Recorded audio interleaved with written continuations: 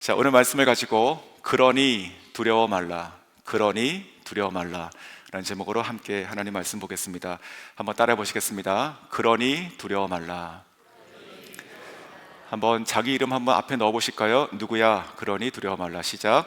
지금가 그러니 두려워 말라. 자, 지금 이 음성이 하나님께서 저 여러분에게 각자에게 주시는 하나님의 말씀이신 줄 믿습니다. 오늘 본문의 시작이 이렇게 되죠. 야곱아, 너를 창조하신 여호와께서 지금 말씀하시느니라. 자, 지금이라고 말씀하시죠. 자, 오늘 말씀이 살아계신 하나님께서 지금 우리에게 그와 같이 말씀하신 줄 믿습니다. 그 음성을 들으실 수 있기를 원하고 그 음성 가운데 듣고 순종하여 아멘 하시는 저 여러분 될 수 있길 원합니다. 그러니 두려워 말라. 자, 시작하겠습니다. 1절입니다. 제가 다시 읽어드리겠습니다. 야곱아, 너를 창조하신 여호와께서 지금 말씀하시느니라. 이스라엘아, 너를 지으신 이가 말씀하시느니라. 너는 두려워하지 말라. 내가 너를 구속하였고 내가 너를 지명하여 불렀나니 너는 내 것이라. 자, 우선 이 히브리 원문 성경을 보면 지금이라고 하는 말이 제일 앞에 와 있습니다. 지금, 자, 이제, 지금. 근데 더 정확히 말씀드리면 그러나 이제 이런 뜻입니다. 그러나 이제. 그 원문에는 그 접속사가 포함된 의미가 쓰였습니다. 즉, 그래서 오늘 영어 성경, 큐티 영어 성경 보시면 but now 이렇게 돼 있죠. 이 말은 제가 토요일 본문 마지막과 이어지면서 대조적으로 지금 메시지를 주고 계신 것이죠. 직전 본문이었던 42장, 특별히 24절, 25절을 보면 그 야곱, 즉 이스라엘의 그 죄를 말씀하시고 끝나셨습니다. 25절을 이렇게 말씀하셨습니다. 제가 읽어드리겠습니다. 그러므로 여호와께서 맹렬한 진노와 전쟁의 위력을 이스라엘에게 쏟아부으시며 부으심에 그 사방에서 불타오르나 깨닫지 못하며 몸이 타나 마음에 두지 아니하는도다.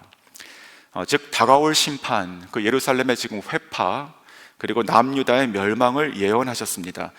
이 모든 것은 그들의 죄로 말미암는 것이죠. 그렇게 말씀이 42장에 끝났었고, 오늘 이어서 43장 1절에 그러나 이제 라고 시작하는 것입니다. 그러나 이제. 그렇게 이어진 말씀이 무엇이었습니까? 내가 너를 창조했다, 내가 너를 지었다, 내가 너를 구속했다, 내가 너를 지명하여 불렀다, 너는 여전히 내 것이라. 아멘. 자, 하나님께서 누구십니까? 하나님은 누구세요? 지금 야곱과 그리고 이스라엘을 창조하시고 지으신 분이십니다. 그들의 적으로부터, 그리고 악의 세력으로부터, 그리고 죄의 값으로부터 하나님께서 우리를 구속하셨습니다. 그리고 지명하여 부르시며 내 것이다 라고 영원히 말씀하시는 분이십니다. 사랑하는 성도 여러분, 이 하나님은 그 당시 그 이스라엘의 그 하나님뿐만이 아니고 우리 모두의 하나님이시죠. 지금 이 말씀을 읽으며 이렇게 다가왔습니다. 하나님은 우리 모두의 그 생명과 그리고 존재의 정말 근원이시다. 믿으십니까? 하나님께서 우리를 창조하시고 우리를 지으셨고 우리를 부르셨고 내 것이라 선포하십니다. 즉 우리가 태어나고 살아가고 죽고 하는 우리 인생, 우리 자녀들의 인생, 우리의 삶의 그 존재 목적과 그 이유, 모든 것의 근원이 어디입니까? 바로 하나님이시죠. 하나님께서 우리의 근원이십니다. 하나님은 우리를 지으시고 창조하시고 우리를 부르시고 영원히 하나님의 소유로 우리를 인치시고 부르시고 그렇게 가지고 가시는 분이시죠. 즉 그래서 비록 지금 우리 죄로 인해서 맹렬한 진노 그리고 전쟁의 위력을 지금 쏟아 부으셔야 하는 상황이라 하더라도 하나님께서 우리를 그냥 버려두지 않으시고 그 죄값으로 타게 놔두지 않으시고 다시 구속하신다, 지금 말씀하시는 것이죠. 자, 구속이란 말은 계속 반복되고 있는데 참 중요한 말이죠. 제가 잘 아는 것처럼 구속의 그 뜻은 다시 한번 반복해서 말씀드리면 값을 주고 되찾아온다, 그 뜻입니다. 값을 주고 되찾아온다, 즉 redeem이란 뜻인데, 즉 우리를 마치 그 노예 시장에 팔려서 이렇게 나와 있는 노예 같은 저희들을 하나님께서 값을 주고 우리를 사셔서 더 이상 노예라 부르지 않으시고 이제 자녀다, 그리고 이제 자유자다, 이제 나의 모든 것을 상속할 상속자다 이렇게 부르신다는 것입니다. 이 구속하셨다는 이 말, 그 대상이 나라는 것, 내가 하나님의 구속을 받은 자라는 것은 정말 설명할 수 없는 하나님의 은혜이십니다. 설명할 수 없는 사랑이시고, 어떻게 이러한 것을 우리에게 쏟아 부으시는가, 내가 무엇을 했다고, 무슨 존재라고, 이런 생각을 평생 해도 못할 그런 말씀이다 생각이 듭니다. 그래서 우리가 항상 기억해야 될 것이, 그 하나님은 공의의 하나님이시고 사랑의 하나님이시죠. 그런데 공의도 충만하고 사랑도 충만하시죠. 맞습니까? 그런데 저는 이 말씀 보면 이렇게 좀 생각이 듭니다. 공의도 충만하시고 사랑도 충만하시지만 그 공의, 그 충만한 공의를 더 충만한 사랑으로 덮으셨다, 이렇게 생각이 듭니다. 만약에 순서가 바뀌면 어떻게 되겠습니까? 우리를 너무 사랑하시는데 너무 공의로우시기 때문에 공의가 끝이에요. 그러면 살아나겠습니까? 근데 그게 아니라 너무 공의로우신데, 그래서 우리가 죽어야 되는데 그 끝이 아니라 우리를 너무 사랑하셔서 그 공의를 자신의 아들로 갚으시고 우리를 구속하시는 것을 끝나지 않았습니까?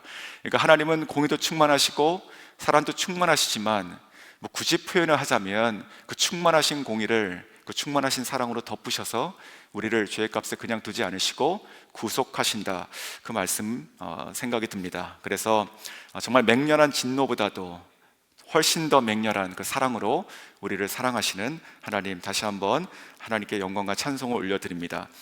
나아가서 이 하나님께서 우리를 뭐라고 하십니까? 내가 너를 지명하여 불렀다. 자, 지명하여 불렀다, 이름을 정확하게 얘기하는 것이죠.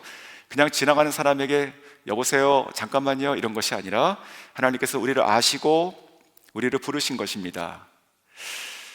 하나님께서 부르실 때는 그 뜻이 있는 것이고, 그리고 목적이 있으신 것인데, 부르신 분이 그 뜻과 목적을 가지고 우리를 부르셨다면 우리들의 인생은 어떤 인생이 될까요? 그냥 불려진 인생이 아니라 그 뜻 가운데, 그리고 목적 가운데 불려지고 그 인생을 살아가게 하시는 것을 제가 믿습니다. 하나님께서 우리를 지명하여 부르셨으니 저 여러분의 인생도 하나님께서 책임지시고 그렇게 만들어 가신다고 믿습니다. 우리를 부르신 이 하나님의 음성이 지금 이 42장과 연결해서 지금 말씀하고 있으신데, 이 부르시는 음성 또한 맹렬히 불타는 어떤 진노의 음성이 아니라 구속하시는 음성, 그리고 살리시는 음성, 다시 사랑하시는 음성, 내 것이라고 다시 말씀하시는 음성, 다시 품어주시는 음성인 줄 저희가 믿습니다. 이 구속하시는 음성, 정말 살리시는 음성, 이런 것들을 믿지 못하게 하는 것이 사단의 일이라 생각이 듭니다. 우리가 아직 믿지 아니하는 어떤 배우자 때문에 마음 아파하시는 분 계십니까? 아니면 믿음 안에 살지 못하는 자녀들을 생각하며 정말 가슴 아파하시는 분 계십니까? 혹은 정말 막막하게 그리고 두려움 가운데 나의 인생 어떻게 펼쳐질 것인가 생각하는 또 청년들 계십니까? 그러나 오늘 이 말씀이 저와 여러분에게, 그러한 모든 분들에게 하시는 말씀인 줄 믿습니다. 하나님께서는 우리를 지명하여 부르십니다. 우리가 태어나기 전부터 우리를 아시고 우리를 부르시고 이 땅에 나오게 하시고 그 인생을 살아가게 하시고 책임지시고 이끌어 가시고, 그리고 우리를 향하신, 각자를 향하신 하나님의 그 목표, 그리고 그 목적을 이루시길 원하시고 그렇게 하시는 분, 바로 하나님이신 줄 믿습니다. 그것을 생각하기 못하게 하고 그것이 나의 형편을 보며 그렇지 않다고 여기게 하는, 즉 이 음성, 오늘 이 말씀 1절의 음성을 변조시키는 것이 사단의 일이라 생각이 드는 것이죠. 하나님께서는 지명하여 부르셨지만 너는 아니다 라고 얘기하는 것이죠. 하나님께서는 바로 저 옆에 있는 누구처럼 하나님을 섬기고 또 신실하고 말씀과 기도 생활 잘하고 하는 사람은 몰라도 너와 같이 하나님을 믿는다 하지만 그 믿음 생활 제대로 하지 못하고 또 그 마음속에 죄를 품고 살아가고 아무도 모르지만 은밀하게 하나님을 거역하고 믿지 않는 바로 너는 하나님께서 지명하여 부르신 자가 아니다 라고 생각하게 하는 것이 사단의 일이죠. 하지만 그렇지 않죠. 하나님께서는 이 말씀을 저와 여러분에게 하시는 것이죠. 우리가 성경 누구를 봐도, 어디를 펼쳐봐도 자격이 돼가지고, 그래 너는 내가 합당하구나, 내 아들 될 자격이 있구나, 내가 너를 위해서 내 인생 그래 능력을 좀 쓸만하구나 라고 하는 사람이 어디 있습니까? 어디 있습니까? 우리가 아브라함, 즉 믿음의 조상이라고 얘기하는 그 아브라함부터 시작해가지고 다 그렇게 얘기하면 자격 미달 아니겠습니까? 하지만 하나님께서 우리를 부르시고 지명하여 그 인생을 이끌어 가시는 것은 전적인 하나님의 선택이시고 또 하나님의 역사인 줄 저희가 믿습니다.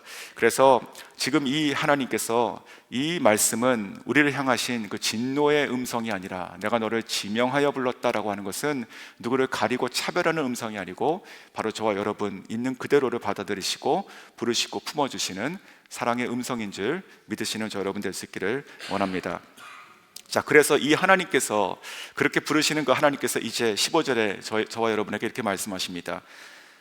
내가 물 가운데로 지날 때에 내가 너와 함께 할 것이라.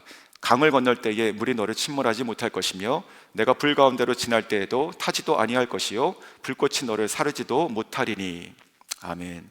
자, 여기서 이 본문에서 지금 물과 불은 환란을 뜻하는 것입니다. 환란을 뜻하는 것입니다. 특별히 지금 유다 백성들이 앞으로 당하게 될 그 엄청난 환란을 지금 상징한다고 볼 수 있죠.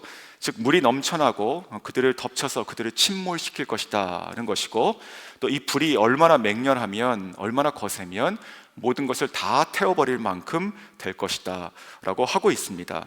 하지만 오늘 이 말씀은 그러한 물과 불의 상황이라 하더라도 지금 어떻게 하신다는 것이에요?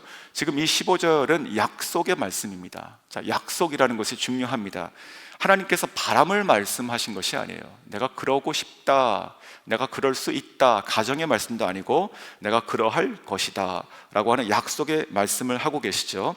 자, 이 물과 그리고 불의 환란과 그리고 형편이 된다 하더라도 어떻게 약속하십니까? 내가 너와 함께 할 것이다. 너가 강을 건널 때 물이 너를 침몰하지 못할 것이다. 너가 불 가운데로 지날 때에도 너가 타지 않을 것이다. 불꽃이 너를 태우지 못하리라. 내가 약속한다. 아멘. 자, 이런 하나님 말씀이 그대로 믿어지신다면 우리가 살아가면서 뭐가 두렵겠습니까? 뭐가 걱정이 되시겠습니까? 내 앞에 땅이 꺼진들, 하늘이 무너진들 어떻습니까? 그렇지 않습니까? 자, 이 말씀은 약속의 말씀입니다. 자, 이 15절의 말씀이 하나님께서는요, 문자적으로도 그렇게 하실 수 있는 분이시고 또 의미적으로, 상징적으로도 그렇게 하실 수 있는 정말 능력이 충만하신 분이십니다. 자, 생각해 보시면 우리가 출애굽 때를 생각해 보십시오. 약 200만 명의 그 백성들이 이렇게 갑자기 한날 짐을 싸고 그렇게 밖으로 나옵니다. 어디로 갈지 모르는 그 광야길로 이렇게 나오게 되죠. 계속 가다 보니까 어디까지 이르게 됐습니까? 홍해 바다 앞까지 이르렀습니다. 자, 홍해가 지금 앞을 막고 있어요. 그리고 뒤에서는 뭐가 들립니까? 바로 애굽의 그 마병들이 막 우리를 추격해 오고 있습니다. 꼼짝없이 전멸하는 것이죠. 꼼짝없이. 정말 애굽에서 노예로 사는 것이 나은 것인데 이렇게 광야 그리고 이 지금 홍해 앞바다에서 지금 다 그냥 무덤이 되는 것이에요. 그때 하나님께서 어떻게 하셨습니까? 이 물이 우리 인생의 끝이고 죽음이 상징하는 이 물 앞에서 하나님께서 어떻게 하셨어요? 바로 그 홍해를, 그 물을 여시고, 문으로 여시고 길을 트셨죠. 가슴이 뛰지 않으세요? 이렇게 바다가 있는데 바다가 끝이잖아요, 우리한테는. 근데 하나님께는 그게 문이라고요. 문. 그냥 이 바다를 여셔가지고 그 뒤에 있었던 마른 땅, 카펫은 아니지만 마른 땅, 이 말이 안 되잖아요. 이 바다를 여셨는데 그 마른 땅이 나와요. 마른 땅이 나오면서 길을 내신다고요. 그리고 또 하나 생각해 보십시오. 자, 이 길이 있는데 이 길이 지금 바다 안에 있는 길이에요. 그러면 바다 안에 길이 있으면 이 물이 어떻게 됩니까? 사실 이게 물이 넘치고 들어오잖아요. 그렇지 않습니까? 근데 그거 어떻게 막으셨어요? 하나님께서 물로 막으셨어요. 물을 자체를 벽으로 만드시고 물이 들어오지 못하게, 넘치 못하게 만드셨다고요. 저 한번 따라해 보시죠. 바다를 문으로 여시고 물을 물로 막으셨다. 아멘. 물리 법칙으로 불가능한 것이죠. 그렇죠? 세상에 이런 일 없습니다. 근데 우리 하나님 어떠신 분이십니까? 세상의 법칙 위의 법칙이시죠. 왜? 창조주시니까. 하나님께서는요, 원하시면 바다건 벽이건 바위건 그것이 무엇이건 이렇게 그냥 여신다고요. 저희가 토요일날 본문에서 뭐 하셨습니까? 암흑 흑암을 이렇게 치우시고 광명으로 다시 되찾아 주셨다고요. 그냥 하나님께는 불가능한 것이 없는 것이고 안 되는 것이 없는 것입니다. 저희 눈에 안 되고 불가능하고 도저히 빠져나갈 곳이 없고 그런 것이지, 하나님께서 어떻게 하신다고 하십니까? 그냥 물 너를 덮치지 못할 것이야. 그냥 이 홍해 앞바다를 여시고 길을 내시고, 그리고 물이 넘쳐오지 못하도록 물로 벽을 세우셔서 만드셨습니다. 그것을 지나갔던 이 200만 명의 사람들이 얼마나 황홀했을까요? 예전에도 한번 그런 표현 드린 것 같습니다. 우리가 가장 좋은 수족관에 가면, 가장 좋은 수족관, 여기 뭐 인어하버에도 수족관이 하나 있잖아요. 가장 좋은 수족관에 가면 아마도 이럴 것입니다. 온갖 좋은, 세상에 있는 모든 좋은 물고기들, 뭐 큰 거 작은 거 다 갖다 놓고, 그리고 튜브 같은 걸 만들어 놨는데 다 이게 유리벽이에요. 그래가지고 지나가면서 다 보는 거죠. 이렇게 뭐 상어도 보고, 뭐 물고기도 보고, 해파리도 보고 다 봅니다. 그거 지나가면서 돈 냅니다. 그렇죠? 신기하잖아요. 근데 이 홍해바다는 하나님께서 어떻게 하셨다고요? 지금 뒤에서 막 누가 막 쫓아오고 막 죽을 것 같은데 그거 싹 잊게 하시고, 그냥 문을 여시고 길을 내시고 그 안에 들어가시고 물로 벽을 치셔가지고 그거 다 보고 갔다고요. 이렇게 보고 갔고요. 아마도 그런 좀 상상해 봅니다. 물고기가 그 안에 있었을 거 아닙니까? 그럼 저희들의 그 어린 아이들이, 순진한 아이들이 너무 신기했을 거예요. 그래가지고 이게 뭐지? 하고 이렇게 손을 이렇게 집어넣었을 것 같습니다. 그럼 손이 좀 들어갔겠죠? 그리고 다시 나오니까 물이 젖어 있고, 근데 물이 벽이 있고, 그러니까 이게 말이 안 되는 거지 않습니까? 근데 이 말이 안 되는 일을 하나님께서는 너무 상식적으로 자연스럽게 하신다고요. 지금 이 말씀이 그렇게 문자적으로도 하나님을 하실 수 있는 분이시라고요. 이게 교훈이고 도덕책이고 뭐 희망사항이고 뭐 정신승리하고 이런 게 아니라 그냥 진짜로 그렇게 하신다고요. 믿으십니까? 믿으세요? 자, 그리고 또 불은 어떻습니까? 제가 너무 잘 아시는 말씀이지만 이게 말을 하면서 제가 이게 쓰면서도 마음이 막 이렇게 떨렸어요. 제 자신이 다시 한번. 그 다니엘의 세 친구도 생각해 보십시오. 그 사드락과 메삭과 아벳느고. 자, 이 세 친구가 그 불의 사건이 있지 않습니까? 근데 그 불은 뜨거운 거잖아요. 근데 그 뜨거운데 정말 시원하지 않습니까? 정말 타도록 시원한 장면입니다. 그 느부갓네살 왕 때 이 금신상에 절하지 않죠. 절하지 않아가지고 어떻게 됩니까? 이 풀무불, 평소보다 7배, 그것을 가까이 갔던 사람이 타 죽을 만큼 그 뜨거운 그 풀무불 용광로에다 집어넣어 버립니다. 3명이 떨어졌는데 딱 보니까 1명이 더 있어요. 하나님께서 투입하신 것이죠. 자, 하나님을 투입하세요. 그렇죠? 그것이 하나님의 천사일 수도 있고 하나님 자신일 수도 있습니다. 그러니까 3명이 들어갔는데 그 안에서 걸어다니는 4명이 보였습니다. 그리고 나서 아무도 죽지 않아요. 그래서 나중에 어떻게 됩니까? 그 3명이 걸어 나와요. 이거 가서 꺼낸 거 아니에요. 꺼낼 수도 없습니다. 그 가까이만 가도 타지 않습니까? 어떻게 들어가서 꺼내옵니까? 사람이 그냥 걸어 나오는 것이에요. 요즘에 제가 그 SF 영화 보면, 뭐 그 히어로 영화들 보면 그 불에 타가지고 막 날아다니는 그런 히어로들이 있습니다. 판타스틱 4 여기도 나오고, 하여튼 그렇습니다. 그냥 이게 불이 붙어 있는 것처럼, 뭐 물처럼 불처럼 날아다니기도 하고 막 벽도 세우고 이러는데, 근데 이 다니엘서에 그런 일이 진짜 있었다고요. 진짜 이 다니엘의 세 친구가 머리카락 한 올도 타지 않고, 뭐 불이 붙어가지고 뜨거워가지고 이렇게 잠깐 담갔다가 뜨거워하고 나온 것이 아니라 그냥 타고 있던 그 용광로에서 가만히 있다가, 가만히 있는 게 아니었겠죠. 아마 교제했겠죠. 정말 가슴 벅찬 교제했겠죠. 누구십니까? 그 4번째 사람하고. 나다 이놈아 이러면서 그리고 이렇게 걸어 나오는 거예요. 그 걸어 나오는 것을 보면서 이 느부갓네살이 어떤 마음이었을 것 같습니까? 저는 온몸에 소름이 돋았을 것 같아요. 그냥 막 이렇게 그냥 그렇게 생각 안 드세요? 불타는 곳에서 불타지 않는 사람이 걸어 나오는 것이에요. 얼마나 정말 너무너무 황당하지 않았을까요? 그래가지고 거기서 바짝 엎드리지 않습니까? 느부갓네살이 바짝 엎드리게 돼요. 자, 그런 것처럼 이 하나님께서는요, 지금 제가 말씀드린 그 2가지 사건은 이미 이들이 다 알고 있는 얘기예요. 정말로 이 물 가운데 이 물이 너를 덮치지 못할 것이고, 너가 불 속을 다닌다 하더라도 타지 않을 것이다. 불꽃이 너를 태우지 못할 것이야. 맞아. 정말 하나님은 정말 그렇게 하실 수 있는 분이시고 정말 그렇게 하신 분이시지.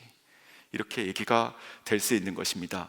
그리고 이와 같은 이 말씀은 정말로 그런 것뿐만이 아니고 그와 같은 상황에 살아가는, 오늘날에 살아가는 저희들에게도 똑같은 말씀인 줄 믿습니다.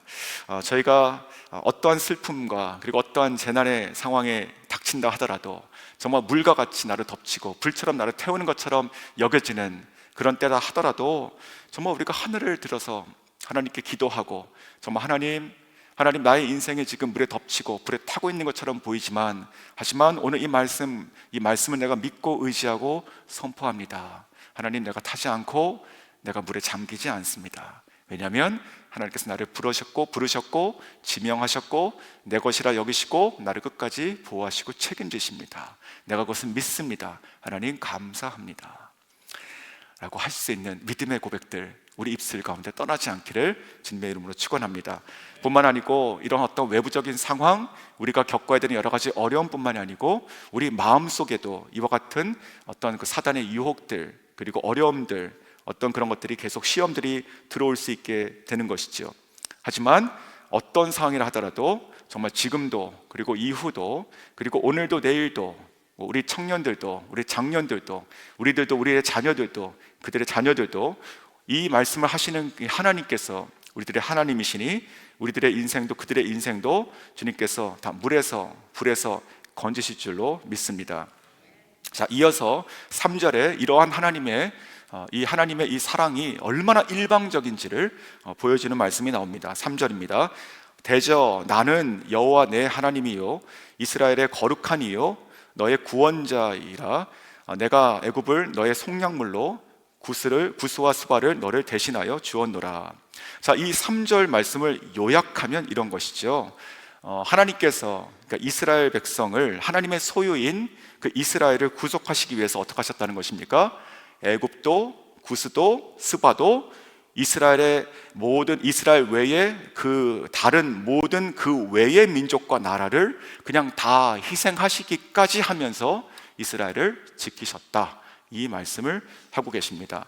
오늘 이 3절에 두 가지 단어가 좀 눈에 들어왔습니다. 첫 번째는 속량물이라는 단어입니다. 두 번째는 대신했다, 이 말이 들어왔습니다. 자, 속량물, 영어 성경 보면 ransom이라고 되어 있습니다. 몸값입니다. 몸값. 그러니까 누가 납치하고 전화 걸어가지고 500만 불 가져오세요라고 하는 게 그 값이 ransom입니다. 자, 여기서 지금 하나님께서 말씀하는 것이 뭡니까? 애굽을 내가 너를 구속하기 위한 랜섬으로, 내가 속량물로 내가 값을 치르고 샀다, 이런 뜻이고, 또 구스와 스바, 여기서 대신이라고 하는 것은 교환이라는 뜻입니다. 교환, 그러니까 익스체인지가 되는 것이에요. 우리가 일부를 주면 껌을 하나 살 수 있지 않습니까? 그 일부를 줬다는 것입니다. 교환물로.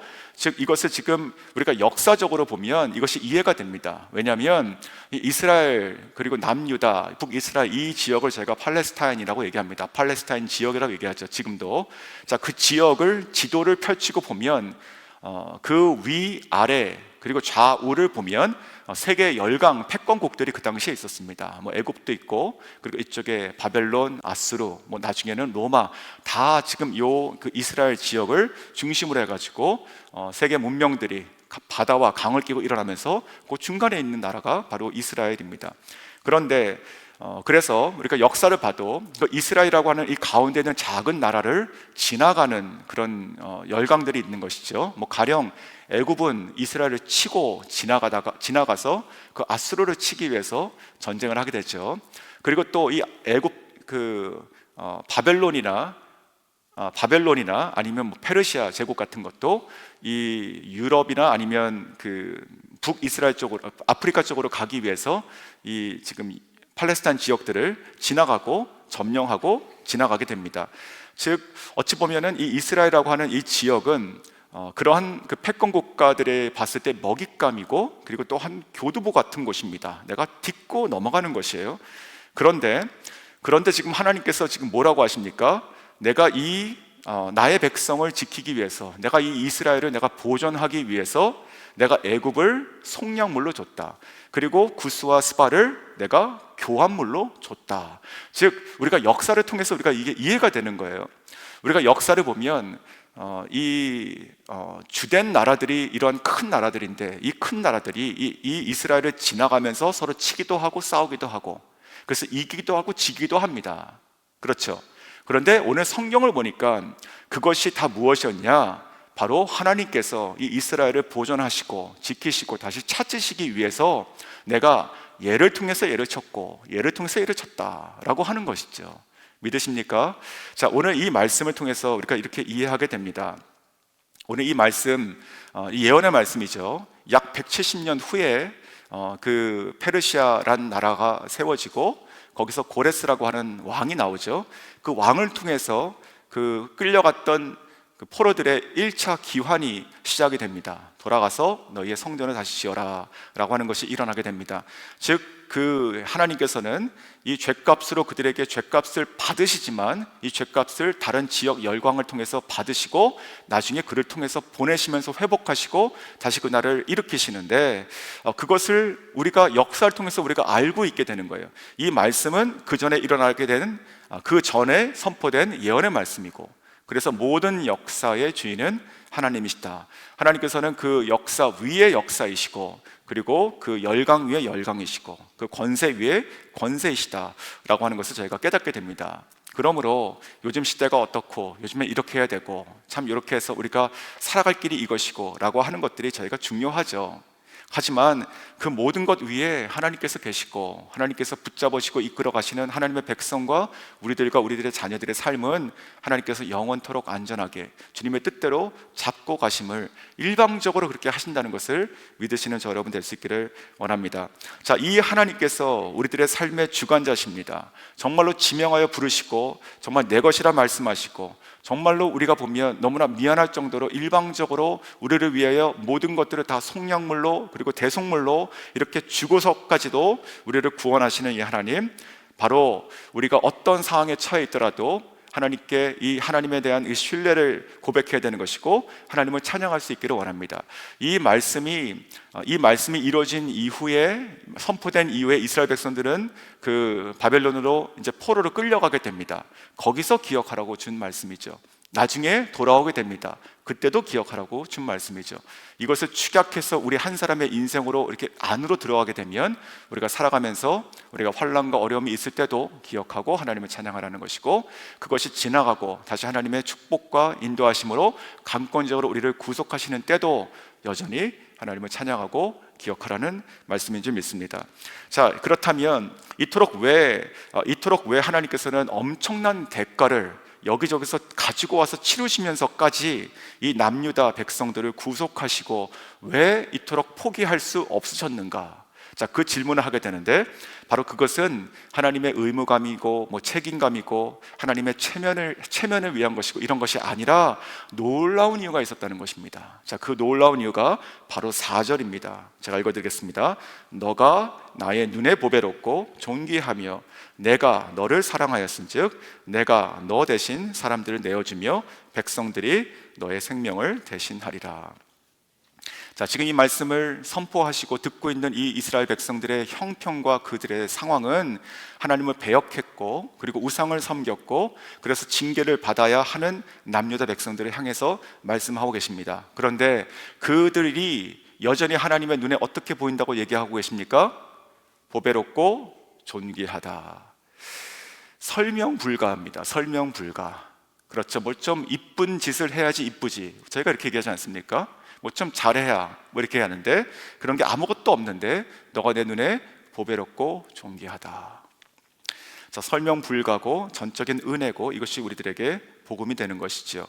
이 4절을 읽고 묵상을 하는데 정말 제가 더 이상 덧붙일 말이 없다 생각이 들었습니다. 뭘 쓸 수가 없겠더라고요. 왜 그렇지? 라고 하는 답이 없으니까 그런 것입니다. 그저 이 말씀을 준비할 때 이 순간 하나님께 고백했습니다. 하나님 감사합니다. 내가 뭐라고 보배롭고 존귀하다고 말씀하십니까? 내가 이해할 수 없지만 감사합니다. 그렇게 고백하게 되었습니다. 사랑하는 성도 여러분, 저 여러분이 다 그와 같은 존재이십니다. 믿으십니까? 오늘 아침에도 한 번은 거울을 보고 나오셨을 것입니다. 그 안에 누가 있습니까? 어떤 사람이 보이십니까? 그 사람이 또 변해가는 것이 인생이죠. 그런데 그 거울 안에 있는 사람이 어떤 모양이건 어떤 지금 형편에 있건 또 어떤 모습으로 지금 변해가고 있건, 얼마나 유약한 사람이 되어가건 관계없이 하나님께서 이렇게 보신다고 말씀하신 것입니다. 바로 그 사람 여전히 나에게 보배롭고 존귀롭다. 바로 너는 여전히 나에게 보배롭고 존귀하다. 그렇게 말씀하십니다. 자, 이 말씀이 정말로 믿어지신다면, 그러면 우리가 하나님께 나와서 뭘 불평하고 하나님 왜 그러십니까? 내 인생이 왜 이렇습니까? 라고 얘기할 수 없게 된다고 믿습니다. 우리가 하나님께 이것 좀 해주셔야죠 라고 하는 강구도 사라질 것 같습니다. 그냥 하나님 왜 그러십니까? 하나님 정말 내가 왜 그렇도록 하나님께 보배롭고 존귀하다고 부르십니까? 내가 나를 봤을 때 하나도 그렇지 않는데 왜 하나님은 여전히 나를 보배롭고 존귀하다고 말씀하십니까? 이해할 수 없습니다. 그 이해할 수 없는 그 사랑을 오늘도 감사합니다. 이렇게 고백할 수밖에 없는 줄 믿습니다. 믿으십니까? 네, 그 하나님께서 우리를 존귀롭고 보배롭게 보시며 또 우리를 내가 너를 사랑하였은즉이라고 말씀하신 이 하나님께서, 그래서 오늘 저 여러분에게 결론적으로 하시는 말씀이 5절입니다. 저희 5절 다시 한번 같이 읽으시겠습니다. 시작. 두려워하지 말라. 내가 너와 함께하여 내 자손을 동쪽에서부터 오게 하며 서쪽에서부터 너를 모을 것이며. 자, 그래서 제가 이어서 읽어드리겠습니다. 6절. 내가 북쪽에서 이르기를 내놓으라. 남쪽에서 이르기를 가두어두지 말라. 내 아들들을 먼 곳에서 이끌며 내 딸들을 땅끝에서 오게 하며 내 이름으로 불려지는 모든 자 곧 내가 내 영광을 위하여 창조한 너를 내가 오게 하며 내가 너를 지었고 내가 너를 만들었다. 아멘. 사랑하는 성도 여러분, 이 하나님께서 우리의 하나님이신 줄 믿으신다면, 그러니 두려워하지 마십시오. 어떤 상황이건 무엇이건 누구건 두려워하지 마십시오. 이 하나님이 정말로 나의 하나님이시라면 두려워할 수가 없습니다. 동서남북에서 사방에서 하나님께서 말씀하시죠. 내 아들들을 내놔라. 내 딸들을 돌아오게 하라. 내가 나를 위하여 지은 내 것들을 내가 다시 다 찾겠다 말씀하십니다. 그러니 오늘도 하나님께 여전히 영원토록 보배롭고 존귀로우신 사랑하는 성도 여러분, 오늘도 이 사랑 가운데 사시길 원합니다. 그리고 오늘도 그러니 두려워하지 마시고 하나님의 존귀롭고 보배로우신 자녀된 멋진 인생을 하나님 앞에 고백하고 누리시고, 그리고 당당하게 살아가시는 여러분 될 수 있기를 주님의 이름으로 축원합니다.